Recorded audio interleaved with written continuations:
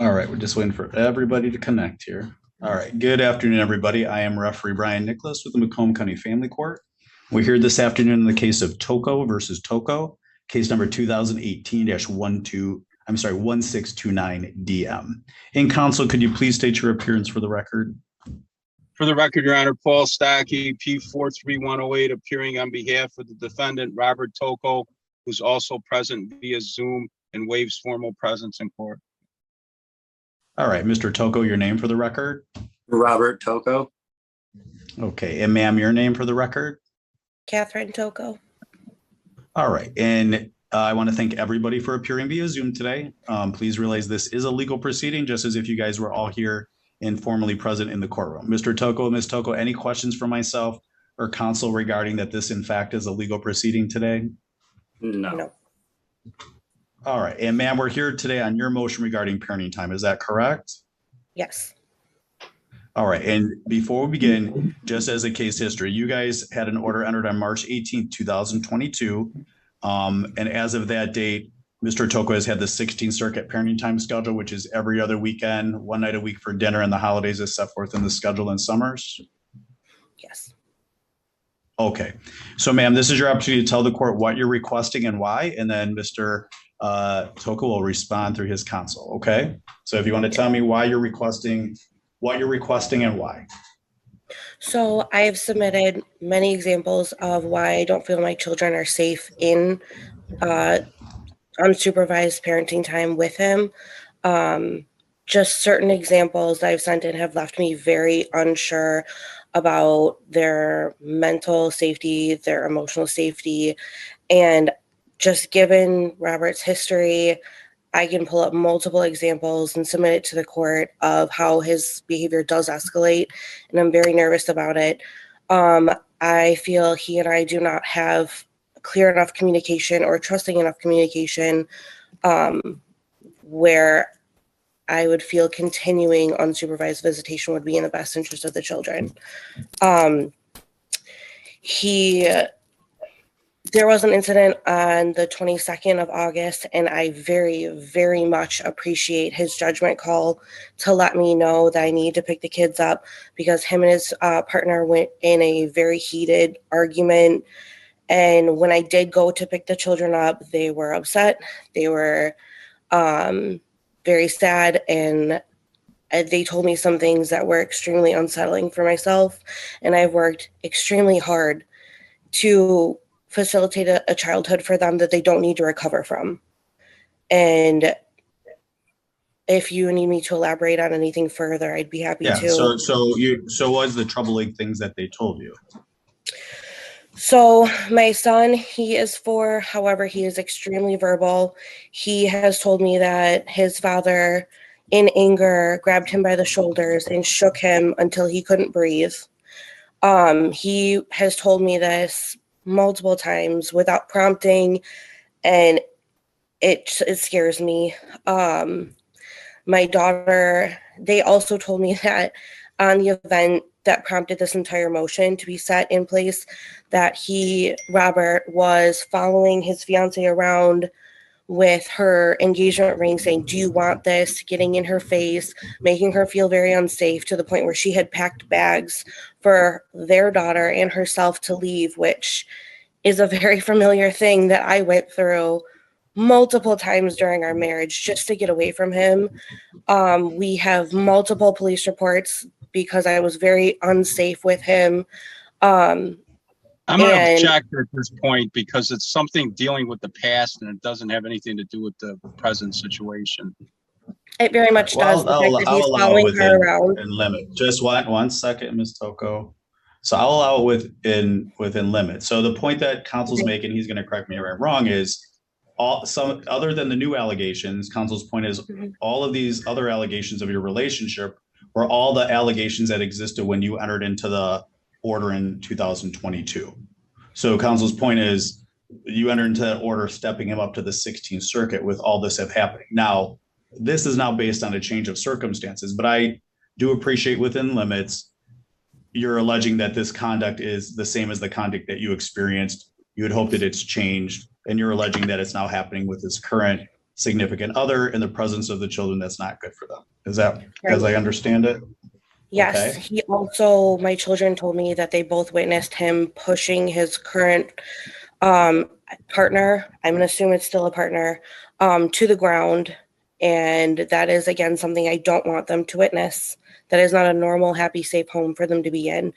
They have also told me many, many times that they do not like going over there for more than the dinner. And every time that I've tried to bring it up to him, he gets extremely agitated, and then he will bring it up to the children. Now, my daughter told me that she doesn't really particularly like how his partner treats them. And I said, you know what? It's just a little bit different. Like, it's fine. I'm sure she cares about you. You're safe. And I try to really facilitate a feeling of excitement when they go over there. And every time they come back, they say, I don't think she likes us. And when I told Robert about that, he got really agitated. And then from what she told me, he was kind of angry with her, and she got in trouble for speaking freely with me. So these are things tell me, that, when you say he gets agitated, tell me what that means. so from What's her agitated? recounting Your Honor, with I'm me, going to object again because she wasn't present at any of these things, and it's all hearsay. I got, well, it's hearsay, but that tends to be the nature a lot of times in family court. But so, ma'am, I'm going to ask her now about her personal experience of defining what agitated means when they're dialoguing. So, ma'am, when you say he's agitated, what does that mean? Describe how he behaves when you allege he's agitated. when he speaks with me about it, he got extremely, for lack of a better word, he stormed away, said, if you have any issues with anything, go to court. It's almost as if he was shaking a little bit. But I mean, is think he that yelling at you? Is he yelling or using profanity, or no? He's like, I'm not talking about it, go to court. You perceived him to be like shaking it. So he wasn't yelling, screaming, or anything like that. No, he just was, no, he was just unwilling to have a dialogue about it. Yes, and then he proceeded to have the dialogue with my child that I feel is inappropriate. He doesn't need to chastise her. How do you know that he's talking to a 7 and a 4-year-old? Yes, because my children are not the kind of kids. They're not like that. They're not liars. They don't make stuff So they're up. coming And home I and never they're ask. coming home and so they're coming home and telling you that, or you're inquiring of them? No, I Or do you're not ask asking them them? anything. No, I do not ask them ever. I make sure of it because I don't ever want to coach my children. So what do you think his parenting time should be right now? So this summer was the most unsettling time that he's had with them, where he was unsupervised after his mother and father stopped supervising. I would hope the kids keep asking me to go back to the greenhouse, which is the Phoenix house. They said that's where they felt the safest with him and had the most time with him. I would be willing to pay for that as well, just to ensure their safety. I would be willing to have him see them multiple times a week, even. What was the issue? What was the issue with his parents? Oh, there wasn't. It just came a time where he had been supervised by them at his girlfriend's home long enough where the courts decided, I think it was 6 months, that he didn't need to be supervised by them in her home. Okay, so Phoenix House was before he transitioned to his mom and dad. Yes. Okay. And Mr. Stocky, your response to everything? Yes. So Phoenix House was over 2 years ago, and Mr. Toko filed motions to have that stop. He was paying a significant amount of money. He was going to the Phoenix House. He went through all the stuff with the supervised parenting time with his parents. And then he got 16th Circuit Court default parenting time. And he's been utilizing that religiously. He has the kids over all the time. Occasionally, there has to be a change. This one incident on August 22nd, there needed to be a change. So he did call her, and they agreed, and she came and picked the children up. Now, as far as these allegations, they are hearsay. And the worst thing about it is they're hearsay from people we don't even know if they're like competent to testify. It's a 4-year-old and a 7-year-old. And the thing that I find kind of ironic is that Ms. Toko saying that she doesn't ask her kids, but her whole statement's based on what her kids told her. Okay, so she is asking her kids. So the thing is at this point in time, I don't believe that there are any police reports. There aren't any CPS investigations. There aren't any school records. There's nothing to indicate that this is occurring other than Ms. Toko telling us this hearsay that she hears from other people. Okay, those people are not before the court to testify. There's no basis for those statements being introduced into evidence at today's hearing. So based on all of that, I would say that there is no change in circumstances, there is no proper purpose, and that her motion should be denied. Well, what is Mr. Toko's response to allegations that there's domestic violence going on in this house between him and his girlfriend? The reason why is they're actually getting married. So he is getting married to Samantha. They've been together for quite some time. They have a child in common. It's a very stable household now. And that's one of the reasons he ended up getting a 16th Circuit Court parenting time with his 2 kids. So he's there. How did it become stable after August 23rd when he called and said, come pick up the children because me and my fiance are having an issue? I don't think he ever said that me and my fiance are having an issue. He asked her to come pick the kids up. And then it snowballed to this point, and she's been denying him parenting time ever since. So basically, he would ask that he gets makeup parenting time for these denial that she created on her own. He's not going to cause an issue with her. He does not want to argue with her. Sometimes there's like nothing they can do. It's like if she presses the issue, he's got to stay stuff to her, but he tries to be respectful to her. And based on her comments, he hasn't been violent or anything toward her or to the kids. So, Mr. Toko, why did you call Ms. Toko on August 23rd? She said you called and because there was a problem with you and your girlfriend, and it sounds like there was. So Samantha is scheduled for 2 in-office days through the company she works for. So the bigger, higher up people in the company were coming in on Wednesday instead of Thursday, and we could not find a babysitter in that short of time. So I called her to pick up the children. There was never a fight. There was never no pushing, me taking a ring off a finger or any of that. We still plan on getting married. And if what she says is what she says, we even went and took our engagement pictures that weekend. The kids. Okay, have you had police at your home at all in the last 6 months? No, there has not been any police contact at my house ever. So no contact on or around August 23rd at all? No, none. And realize we have access to lien. I can check and see if there's any police calls or police reports. If I were to do that, I'm not going to see anything for the last 6 months? No, you will not. Okay. So Ms. Toko, when he called, did he said it was because of a fight with his fiance, or did he say I had to work and I don't have a date childcare? He did text, and he is being truthful about the fact that he did tell me that him and his fiance both had to work that day or the next day. That is true. Absolutely true. Okay, so he never called and said, we're fighting. It's bad over here. Come pick them up. That's what you allege your children told you and what you perceived when you saw them. Oh, when they got in the car, they both thanked me for picking them up, and they were crying. And they said that he was following her around the house, saying, "Do you even want this? Okay. Do you even want this?" And doing her ring out. I've heard that. Mm-hmm. So, Mr. Toko, you want to respond? So let me, and let me make a point. So, guys, I don't expect anyone to come in here and be, as they say, white as the driven snow. I don't.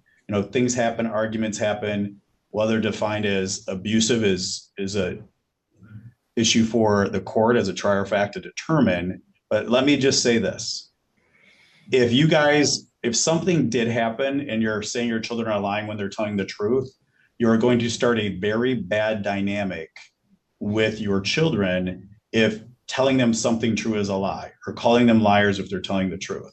I'm just putting that out there because, guys, that will establish a very bad precedent and is not good for anybody, including their, emotional well-being or upbringing, because it's going to say people lie. If mom and dad lie, then we lie. So I'm just going to say you're in court and you may or may not want to admit to something, but guys, if something's true and you're not telling the court and you're saying your kids are lying or that they didn't say it and they are, then you put yourself in a real bad dynamic. Also, you guys have to realize if you can't talk, you have a 4 and 7-year-old.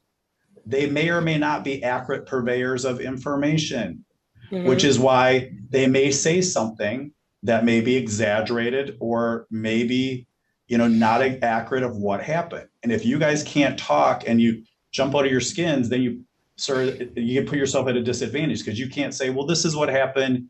And guys, sometimes kids will say things, and if they're not true, it's your job as parents of saying, why are they saying it? Why are they perceiving it that way? Because they might be perceiving something as worse than it is. It could be accurate. I don't know. But if you guys can't have a conversation, you can't vet through these things and say, okay, what happened? So, Mr. Toko, what's your thoughts about that or response, or what did you want to tell me? So on August 22nd, before Catherine came and picked the children up, Ruby asked me, and she went through a list of the people that are involved on my side of the family in her life. If Sam's sister could watch her, if my mom could come watch her, she did not want to go home. Toby, when walking out of the door, gave me a hug, said, I love you, Dad, and I will see you later, and ran out to the car.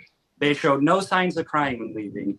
The incident of her saying I was agitated was because no matter what I said to try to comfort her that Sam is not mistreating our children, it was pushed to, let's jump to the next thing I can complain about. So I did walk away. I instantly get a text of, why is Ruby not answering your tablet? Which I replied, a video of them playing with our dog. So it's instantly, just because the conversation went nowhere and I walked away, I'm going to be assumed as a very violent person and that my kids are in danger. When in fact, when they come in this house, and even when I come home from work and they've been with Sam all day, it's smiles and laughter as soon as I walk in the door. The time they are sad is when they have to go to sleep early. I try to keep them on a sleep schedule so it does not mess with their mother's sleep schedule. And during the summer, they go to sleep at 9. During the school year, they go to sleep at 8:30. It's not a house full of yelling. This is not a house full of abuse and screaming. I've worked very, very hard to prove it to the kids. I have had a conversation with Ruby in private, so she did not feel pressured by anybody else sitting around, asking, does Sam make you feel like you don't like, she does not like you? Does she scare you? Does she ever put her hands on you? All the time it was no. Ruby was told, I cannot help you if someone's being mean to you unless you don't tell me. And she understood that. She does not feel like Sam is mean or doesn't like her. I don't know where all this is coming from. I simply called so that I did not have to find a spur of the moment babysitter, because I don't have that. So let me ask this. So why do you think Ms. Toko is here saying these things? You've been doing every other weekend parenting time for several months now, correct? Yes. And why do you think she's back now? Why do you think she's saying all these things? It just happens in the recent month. I have no idea. And everything keeps being brought up as history. I'm not the person I was 2 years ago. I'm not the person I was 5 years ago. I'm not the person I was. So let me ask this. So your fiance hasn't moved out in the last 6 months? You haven't broke up, got back together, had any kind of issues where she left and moved out for weeks or days and then came back? No bags have ever been packed. No one has left the house. I have not moved out. She has not moved out. We have not stayed with our parents, our siblings, none of that stuff. There's no fighting over here. So do you think when Ms. Toko says the kids are telling her these things, you don't think they're telling her these things, or you think they're highly exaggerated? What do you think? Ruby has stated to me and Samantha, as soon as they get in the van, it's a drill of questions of what goes on at our house. Oh my God. No. All right. So Ms. Toko, this is your... If we're going based Go off ahead, Mr. Toko. Ruby says that her sister opened a drawer on her before and her mom slapped her sister in the face. Ruby also says that Charles Archambault, the father of her other two siblings, drinks a lot of beer when he's around.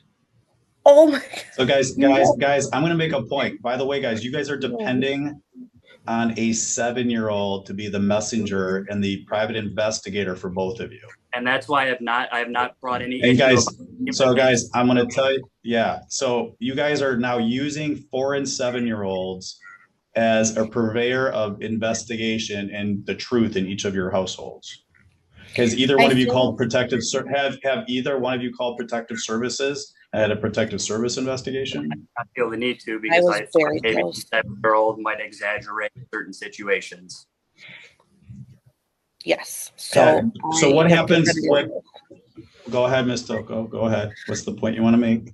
I was gonna say I have been very close, but before I do take that measure, I have been looking for counselors because again, I feel like my voice may be perceived as someone who's trying to put words in their mouth or trying to coach them. So I'm trying to find an IT network counselor for my kids so it can be taken from their own mouth and not mine. Okay.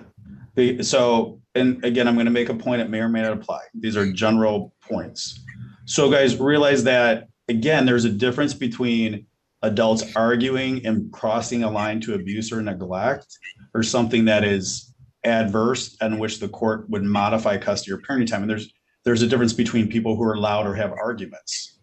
So I think sorry. Go ahead. So when I'm listening to this, I'm like, did he get into an argument with his fiance, say, okay, you don't want to be together? Do you want this ring or not? That could have happened. Does that make it abusive or neglectful? Not necessarily, unless he's screaming, jumping up and down and intimidating her and pushing her around and yelling in her face. So there's a difference between those two things. And one, are these stories being exaggerated? Because at some point, guys, when you're talking to the kids, if you're asking them questions, it almost infers a little bit of what you guys want them to say. So you're like, if there's some problem going on over there, they might be like, well, yeah, this person was loud.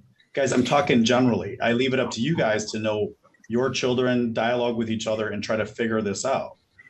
But my question today, is there sufficient evidence on which I can immediately modify Mr. Toko's parenting time in order to be supervised? That's more problematic. And I've done this, guys, 25 years, but I'm not sure what's going on here. And if whatever's going on there crosses a line. I also take issue, and as Mr. Stocky indicated, counsel made, this is hearsay evidence of young children. Now, Ms. Toko, you're saying you had a past history with Mr. Toko. It sounds like he's repeating it. I'm not so sure that's the case. You're articulate, he's articulate. He's not someone who's stumbling around here on his words. He's either a really good liar or he has another version. I understand it's a burden for you to bear. This cannot be an easy decision or an easy thing for you to have to decide on. I get that. I understand that. I know there's a lot of bitter ex-wives that want to take the kids away. And I just want to make a point that, Robert, I do not want to take the kids away from you. I do not. They love you. You know that they do. And I know that you love them. I just have worked too hard to have them watch you do that. Ruby cannot grow up thinking that's normal. Ruby cannot grow up thinking that it's okay to have people put their hands on her. I have never slapped any of my children ever. When was the last time the children said, we didn't get into the shaking? When's the last time one of the children said he shook them? So given the fact that Toby is 4 years old, he cannot pinpoint a time where he did. The particular instance was they're not perfect angels. Remember, they're children. He was trying to get through a doorway and his younger sister was in the way and wouldn't let him through. And he pushed her out of the way. And he may have been bad earlier on the day, but something happened with Robert, grabbed him by the shoulders and shook him. And he said he couldn't breathe. How do you know that? He tells me a lot. We'll be driving in the car and he goes, do you still know when Dad shook me? And he said, I remember when you told me that. Okay, so guys, let me make a point. I've been in numerous seminars. I've been in numerous seminars, one of which was aimed at judges and referees by the head of child psychologist at the University of Michigan Hospital, whose word to the court was, there was no indicia, meaning there's no credibility to children under the age of 5 to 6. And when you're talking about a 4-year-old, the veracity of that to be true or not is highly suspect. And this is where I get to about exaggeration and how children perceive things or what they say. So Mr. Toko, you want to respond? Do you use corporal punishment or shaking as a form of discipline? I use no physical or mental abuse as a form of punishment. So that actual event did not happen in between a door. It was in between the couch and the wall, where he pushed his sister into the wall. She did hit her forehead. I then picked him up and was telling him we're not allowed to do stuff. And there probably was a little tension in my voice. She had a huge knot on the center of her forehead. I set him in his room and told him to think about what he did and then I will come in a couple of minutes and we will discuss it. Right after that, he went out and apologized to his sister. They went back to But playing. when you picked him up, you didn't shake him while you were talking to him? I was not shaking. And Ruby was standing right there. I was not shaking him. Okay. And just as an aside, guys, this is a general statement. You guys, obviously you have TVs and you see the injuries that can be done by shaking. Yeah. So he did have shaking is what? What did he have? He does come home with bruises, as he does get sent over with bruises on his legs and arms. Where are the bruises? Oh, like on his legs and arms. So I could have very easily seen it and not recorded it and not known. He's a rambunctious child, and I am sorry that happened to Lainey, and I am sorry that however he's perceiving it is a lot more dramatic than what may have actually happened. But I am still going to be going ahead with getting them into counseling, and whether they still see their dad or not, I know what they've told me, and I know that he was Do you scared. guys have insurance that covers counseling? I do, but it's hard because not a lot of people have openings on their wait lists that are close. Okay. Yeah. All right. Because guys, I don't have a problem with anything else, counsel, before I make my recommendation. No, I think enough has been said already, and I'm happy that nothing's really happened, but my client needs to go ahead and have the kids back. It's good for them to see their father, and he's relayed that they do want to see him. They're cherished seeing him. He wants that to continue in a stable environment with his new wife that's going to be joining him as his wife soon. And we just asked the court to deny the motion and to allow things to continue the way they are. Okay. All right. So guys, I'm going to make a recommendation. You both have 21 days to object. Objecting is your right under the law. I do not get upset and the judge doesn't get upset. At an objection hearing, the Honorable Terry Lynn Dennings, who's now the judge assigned to your case, will decide if she agrees with me or not. And anything she decides is the final say. So she could uphold my order, change it, but her decision would be the final say. All right. And this court has to decide if there's a change of circumstances, guys, and evidence supports that. I think it's tenuous here. I'm not confident that the allegations that have been made are accurate or have been exaggerated by a 4-year-old potentially child.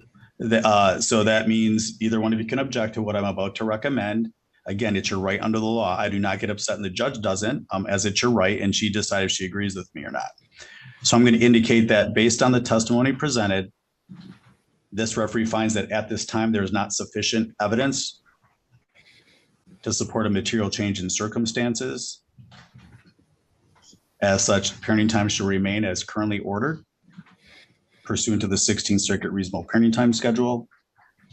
And when is the next alternate weekend supposed to be? Would it be this weekend? This weekend would be my weekend, correct? All right. Parenting time should be reinitiated the weekend of September 29th, 2023. I'm going to add in here a parental cooperation order shall enter, which says as follows. Is that a term that's familiar with you guys? Do you guys have one already or no? Not familiar with that? Okay. So that order is going to say as follows. Both parties must communicate respectfully and courteously with each other regarding their minor child. When your child's old enough, a parent or your children are in, if they're in any school or sporting activities, both parents must give notice to the other party so they both have a reasonable opportunity to attend. If your school, guys, has a portal, you should both be on the portal, the internet access. Both parties have a duty to promote a good relationship between the children and other parent. Neither party may speak badly about the other parent in the presence of their children and must insist that family and friends do not insult the absent parent in the presence of their children. Parties are prohibited from fighting or arguing with each other in the presence of the minor children. And guys, that's inclusive of significant others while they're in their respective home. Both parents shall not question the children regarding the other parent. Neither parent should encourage the children to complain about the other parent. And both parties should support the decisions regarding discipline and rules while the children are in their respective care. I'm going to add in there 3. Neither party shall utilize corporal punishment with the minor children, slapping, hitting, pushing, pulling, etc. I'm going to then do separately. Both parties are absolutely prohibited from shaking the minor children as a method of discipline. Guys, you guys like I said, everybody knows the damage is not to a brain that can happen. Or to the body. If you've shaken, don't ever do it again. All right, guys, this does not stop you from calling CPS if you think there's a valid reason. This does not stop you from calling law enforcement. This does not stop you from objecting. I just think right now, based on both of your testimonies, I'm not convinced that the things have happened in the nature or to the extent have been described. I'm going to encourage you guys to try to have a more open relationship and talk about these things, even though you don't like what you're hearing other parties saying, because you're not going to be able to vet through and get to the truth of what a 4-year-old and 7-year-old are saying unless you guys get there. I'm going to indicate here, should either party wish to enroll their children in counseling, they may do so, but must consult with the other parent as to a mutually agreed upon counselor, hopefully covered by insurance,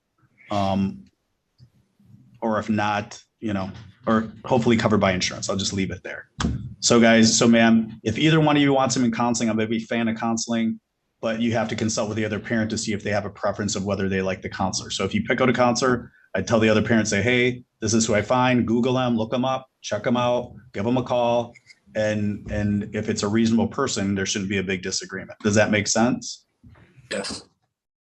And by the way, guys, counselors are mandatory reporters. So if either one of you is not telling the truth and things are happening and they tell a counselor, they're mandatory reporters and they're going to call CPS. And that's not a reason to not let them go to counseling. So that can be a safeguard as well, to protect you from false allegations and to take action if they're true. Does that make sense? Yes. All right. So you guys both have 21 days to object. We're going to email you a copy of this order and the objection procedure. At an objection hearing, again, the Honorable Terry Lynn Denny's may uphold my order or change all or part of it, and her decision is the final say. All right? All right, guys, have a great day, and everybody, please stay healthy and safe, okay? Thank you, Your Honor.